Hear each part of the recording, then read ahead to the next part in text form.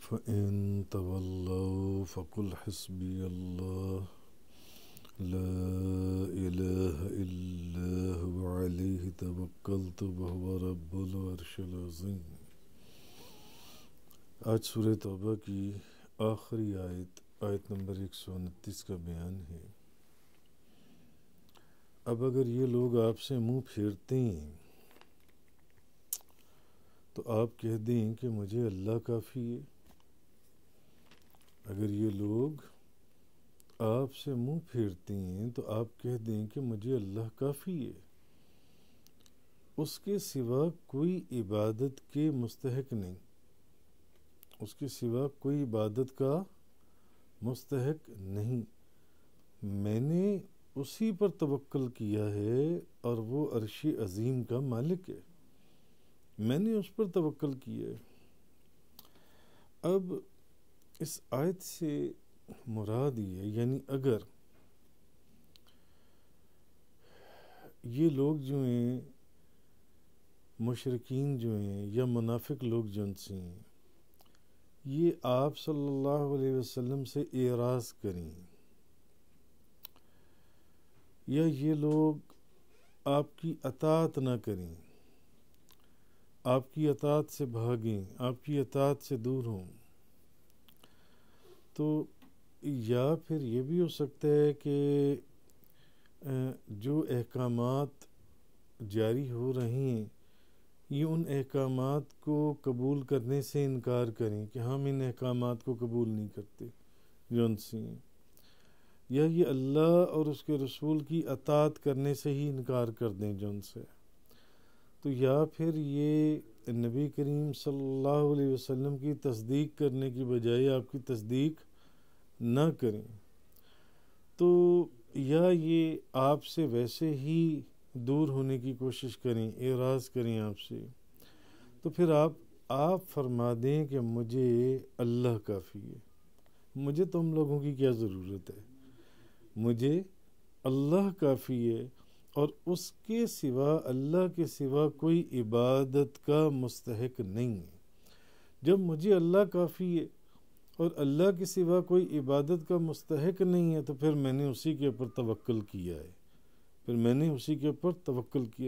یعنی مطلب یہ ہے کہ نبی کریم صلی اللہ علیہ وسلم آپ کو فرمایا یہ جا رہا ہے کہ اگر یہ مشرکین یا منافق آپ کی تصدیق نہیں کرتے تو آپ غم نہ کریں، محبوب آپ کو غم کرنے کی کیا ضرورت ہے؟ اگر یہ آپ کی تصدیق نہیں کرتے تو آپ کو غم کی کوئی ضرورت نہیں ہے، کیونکہ اسلام کی جو تبلیغ ہے یا اس کی جو نشر و اشاعت ہے اور دشمنوں کے خلاف آپ کی جو مدد ہے اس کے لیے اللہ کافی ہے، اور ہر جگہ پر تو اللہ نے آپ کی مدد فرمائی ہے، ہر جگہ پر اللہ نے آپ کی نصرت فرمائی ہے، ہر جگہ کے اوپر اللہ تعالیٰ نے ان مشرکین اور منافقوں کو کم و بیش ذلیل و خوار کیا ہے، آپ دیکھتے چلے آئیں پیچھے جن سے۔ تو اصل چیز یہ ہے کہ آپ صرف یہ سمجھیں اللہ کافی ہے جن سے، آپ کے لیے آپ اللہ ہی کے اوپر بھروسہ کریں۔ اچھا، اب یہ جو آیت جب نازل ہوئی تو اس آیت کے نزول کے اندر اس کے پیچھے کیا محرکات تھے، کیا چیزیں تھیں؟ حضور کے ایک صحابی ہوئے حضرت خزیمہ، ان کی حضرت خزیمہ انصاری، ان کی جو گواہی تھی وہ ان کی گواہی 2 گواہوں کے برابر تھی، بذات خود تو وہ ایک تھے مگر گواہی ان کی 2 کے برابر تھی، اور ایک بندہ ایک گواہی ایک کے برابر ہی گواہی دے گا نا، مگر ان کی گواہی 2 کے برابر تھی، کس کی؟ حضرت خزیمہ رضی اللہ تعالیٰ عنہ کی۔ تو حضرت عمارہ بن خزیمہ، ان کے جو چچا ہیں وہ بیان کرتے ہیں، وہ فرماتے ہیں، اور یہ بخاری شریف کے اندر بھی یہ غالباً حدیث مبارکہ آئی ہے کہ نبی پاک صلی اللہ علیہ وسلم نے ایک بدو سے، ایک عرابی سے ایک گھوڑا خریدا، تو نبی پاک صلی اللہ علیہ وسلم نے اس سے مہلت طلب کی اور اس کو کہا کہ میں اس گھوڑے کی قیمت لے کر آتا ہوں اور میں تمہیں اس گھوڑے کی قیمت دے دیتا ہوں جون سے۔ اچھا، اب نبی پاک صلی اللہ علیہ وسلم اس گھوڑے کی قیمت لینے کے لیے چلے گئے. ہو سکتا ہے حضور کو آنے میں کچھ دیر لگ گئی ہو، مگر حضور کا سودا ہو چکا تھا کہ یہ گھوڑا میں نے تم سے خرید لیا، میں اس کی قیمت لے کر آ رہا ہوں، سودا ہو چکا تھا. اچھا، اب نبی پاک صلی اللہ علیہ وسلم کو آنے میں کچھ دیر ہو گئی، تو اب جو دوسرے لوگ تھے جہاں وہ گھوڑا کھڑا تھا، جہاں وہ اعرابی وہ گھوڑا بیچ رہا تھا، وہ اس کی قیمت لگانے لگے جو ان سے. اب ان لوگوں کو یہ نہیں پتا تھا کہ یہ بندہ یہ گھوڑا پہلے ہی نبی کریم صلی اللہ علیہ وسلم کو بیچ چکا ہے، اس کا تو سودا ہو چکا ہے، اس گھوڑے کا یہ گھوڑا تو بک چکا ہے، اور اس کو خریدنے والے نبی پاک صلی اللہ علیہ وسلم ہیں. اچھا، اب نبی کریم صلی اللہ علیہ وسلم آئے تو اس نے جو ان سے نبی پاک صلی اللہ علیہ وسلم کو پکارا، اور اس نے آپ کو کہ اس نے کہا کہ اگر آپ اس گھوڑے کو خرید رہے ہیں تو ٹھیک ہے، ورنہ میں اس گھوڑے کو بیچ رہا ہوں. اور ایک روایت میں کہ وہ بندہ ہی مکر گیا، اس نے کہا میں نے تو یہ گھوڑا آپ کو بیچا ہی نہیں ہے جو ان سے. اچھا، اب جب نبی پاک صلی اللہ علیہ وسلم نے اس کی یہ بات سنی تو نبی پاک صلی اللہ علیہ وسلم نے اس سے پوچھا کہ تم مجھے یہ بتاؤ، کیا میں یہ گھوڑا تم سے خرید نہیں چکا؟ میں تو یہ گھوڑا جو ان سے تم سے خرید چکا ہوں. اب وہ جو اعرابی تھا اس نے قسم اٹھا لی، اس نے کہا نہیں، میں قسم کھا کر کہتا ہوں کہ میں نے یہ گھوڑا آپ کو فروخت ہی نہیں کیا. نبی پاک صلی اللہ علیہ وسلم نے فرمایا یہ کیسے ہو سکتا ہے، یہ گھوڑا تو تم مجھے فروخت کر چکی ہو، اور تمہارا اور میرا سودا ہو چکا ہے. میں تو رقم لینے کے لیے گیا تھا اس گھوڑے کی جون سی، اور اب تم مکر رہے ہو، یعنی کہ تم جھوٹ بول رہے ہو. میں تو یہ گھوڑا تم سے خرید چکا ہوں.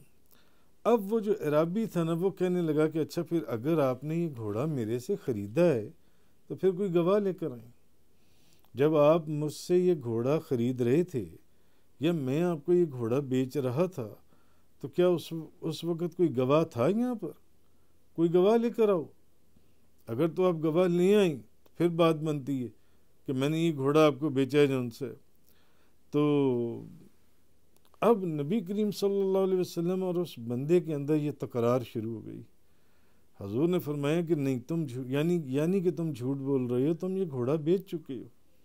اس نے کہا کہ نہیں، میں نے یہ گھوڑا بیچا ہی نہیں.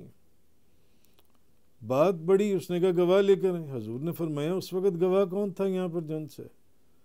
جب میں تمہیں گواہ پیش کروں؟ یعنی کہ اب اس وقت حضرت خزیمہ انصاری وہاں سے گزر رہے تھے. انہوں نے جب یہ تکرار سنی نا،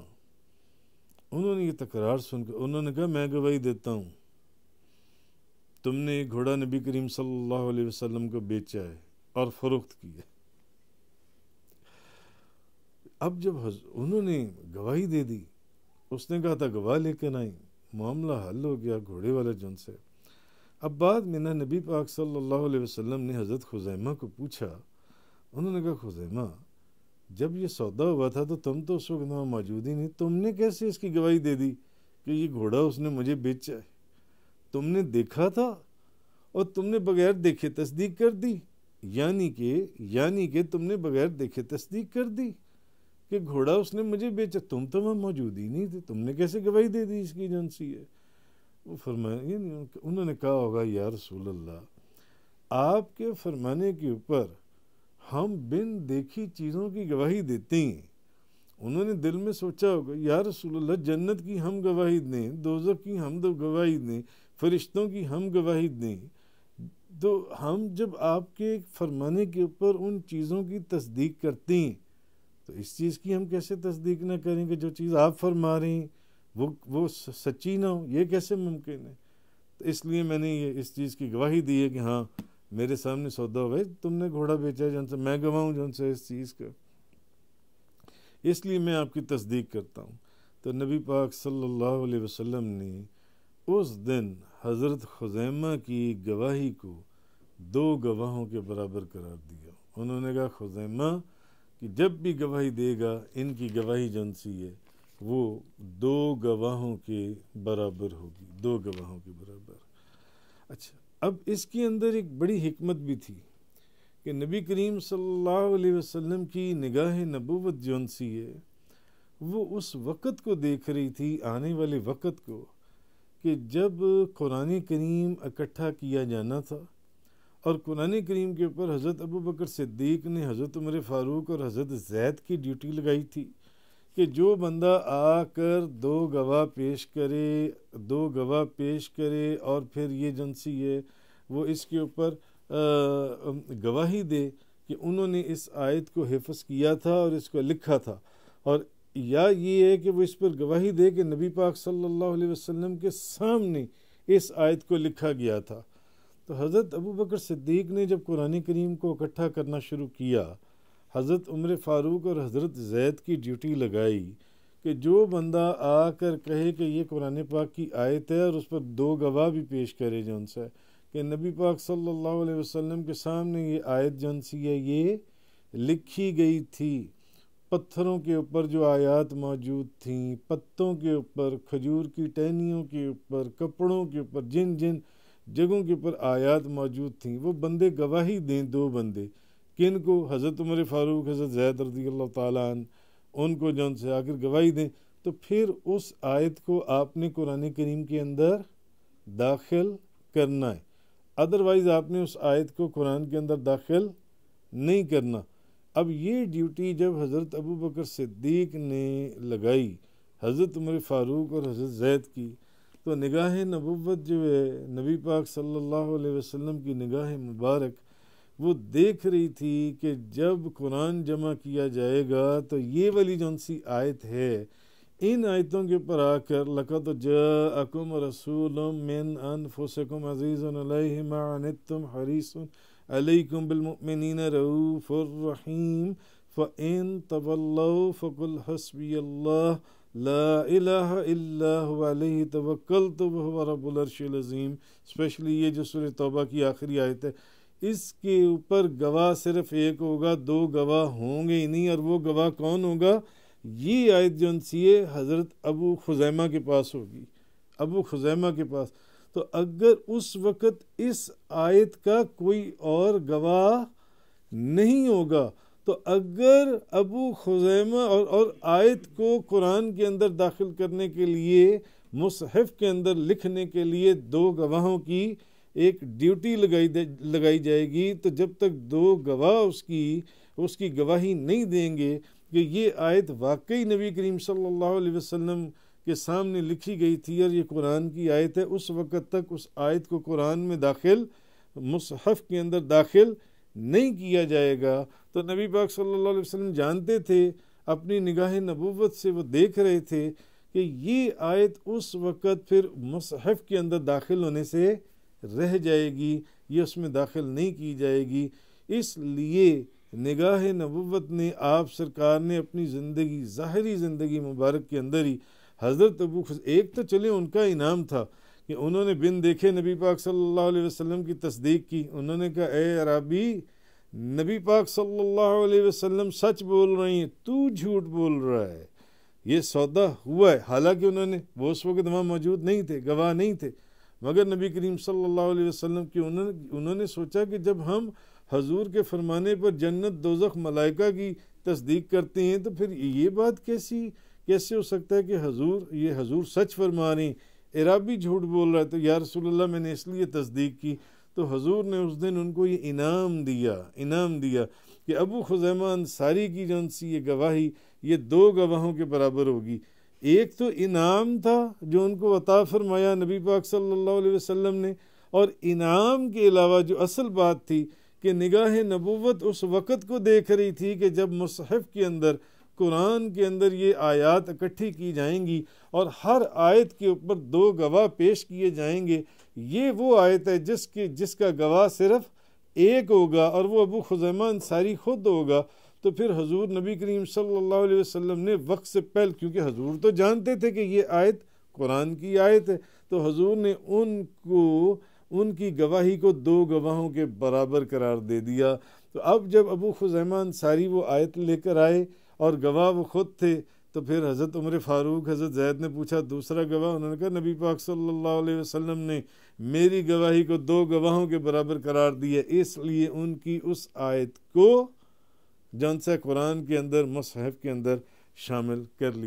لیا گیا۔ تو حضرت ابو خزیمہ بن ثابت کی جو گواہی ہے ان کا 2 گواہوں کے برابر ہونا، یہ اللہ کے رسول کا انعام تھا ان کے اوپر، جو انہوں نے بہت پہلے ان کو 2 گواہوں کے برابر جون سی ہے ان کی گواہی کو 2 گواہوں کے برابر قرار دیا تھا جون سے۔ یا پھر یہ کہ جیسے کہ میں نے عرض کیا کہ بظاہر نبی کریم صلی اللہ علیہ وسلم کا حضرت خزیمہ کی گواہی کو 2 گواہوں کے برابر قرار دینا، کہ حضور نے حضرت خزیمہ کی گواہی کو 2 گواہوں کے برابر قرار دیا، ان کا انعام تو تھا ہی، جو انہوں نے نبی پاک صلی اللہ علیہ وسلم کی اس اعرابی کے سامنے تصدیق کی تھی کہ بن دیکھے انہوں نے نبی کریم صلی اللہ علیہ وسلم کے دعوے کی تصدیق کر دی کہ جو حضور فرما رہی ہیں وہ صحیح فرما رہی ہیں، کہ حضور یہ جو گھوڑا ہے وہ اس سے اعرابی سے خرید چکی ہیں، اور وہ اعرابی جھوٹ بول رہے جو ان سے۔ اچھا، اب اصل میں اگر آپ دیکھیں تو نبی پاک صلی اللہ علیہ وسلم نے اس انعام کے اوپر حضرت خزیمہ کی گواہی کو 2 گواہوں کے برابر قرار دیا، تو نبی پاک صلی اللہ علیہ وسلم نور نبوت سے دیکھ رہے تھے، جیسے کہ میں نے پہلے عرض کیا کہ ایک وقت آنے والا ہے کہ سورہ توبہ کی آخری آیت کو جب لکھا جائے گا تو اس وقت حضرت خزیمہ کے علاوہ اور کوئی گواہ نہیں ہوگا، صرف حضرت خزیمہ ہوں گے، اور 2 گواہوں کے بغیر اس آیت کو قرآن کے مصحف میں شامل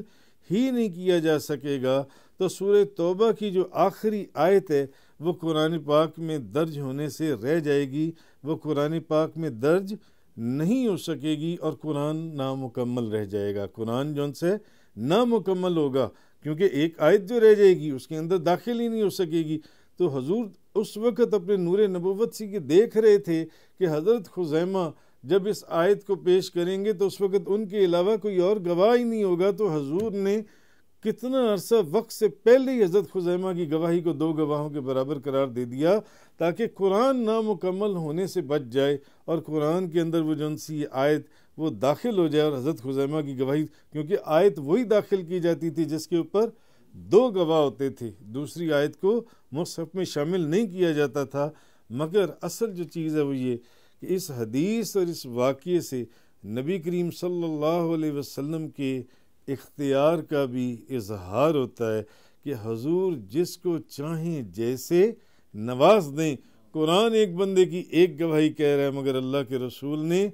اس ایک بندے کی گواہی کو 2 بندوں کی گواہی کے برابر کر دیا، اور اس کے مطابق ہی قرآن کے اندر اس آیت کو نازل کیا گیا۔ تو اس سے نبی پاک صلی اللہ علیہ وسلم کے علم، اختیار، مرتبے اور مقام کی عظمتوں کا اظہار ہوتا ہے۔ تو ایک تو یہ چیز ان سی ہے۔ اچھا، دوسرا یہ ہے کہ یہ جو آیت ہے جس کا کل بیان ہوا اور آج بیان ہوا، لَقَدْ جَاءَكُمْ رَسُولٌ مِّنْ أَنفُسِكُمْ عَزِيزٌ عَلَيْهِ مَا عَنِتُّمْ حَرِيصٌ عَلَيْكُمْ بِالْمُؤْمِنِينَ۔ اب یہ جو ان سی آیت ہے، علامہ شمس الدین محمد بن ابی بکر ابن قیم جوزی جو ان سی ہے وہ اپنی سند کے ساتھ وہ بیان کرتی ہیں کہ ابو بکر محمد بن عمر بیان کرتی ہیں کہ میں ابو بکر بن مجاہد کے پاس بیٹھا ہوا تھا، ایک محدث ہوئی، تو ابو بکر میں ان کے پاس بیٹھا ہوا تھا، تو اچانک شبلی آ گئے۔ کون آ گیا؟ حضرت شبلی آ گئے۔ تو ابو بکر بن مجاہد جو ہیں انہوں نے جب شبلی کو دیکھا، اتنا بڑا وقت کا امام، عالم، محدث، وہ ایک دم اٹھ کر کھڑے ہو گئے اور انہوں نے شبلی کو اپنے گلے سے لگایا اور ان کی آنکھوں کے درمیان میں بوسہ دیا، ان کی آنکھوں کے درمیان میں بوسہ دیا انہوں نے۔ تو وہ فرماتی ہیں کہ میں نے کہا یا سیدی، یعنی شبلی جس کو بغداد کے لوگ ایک دیوانہ کہتے ہیں، ایک دیوانہ فقیر، ایک مجذوب، یعنی دیوانہ پھٹے حال، اور وہ پھر رہا ہے بغداد کی گلیوں کے اندر، آپ اتنے بڑے امام محدث ہو کر آپ اس کی ایسی تعظیم فرما رہے ہیں، حالانکہ بغداد کے لوگ تو کہتے ہیں یہ دیوانہ آدمی ہے۔ ایک دیوانے کے لیے آپ اٹھ کر کھڑے ہو گئے اس کو گلے سے لگایا، اس کی آنکھوں کے درمیان میں بوسہ دیا، ایک دیوانے کی خاطر، یعنی جس کے جسم پر مٹی پڑی ہوتی ہے، جو ننگے پاؤں اس حالت میں پھر رہا ہوتا ہے جن سے۔ انہوں نے کہا میں نے اس لیے یہ اس طرح کیا کہ میں نے نبی پاک صلی اللہ علیہ وسلم کو خود دیکھا ہے اس دیوانے کے ساتھ ایسا کرتے ہوئے،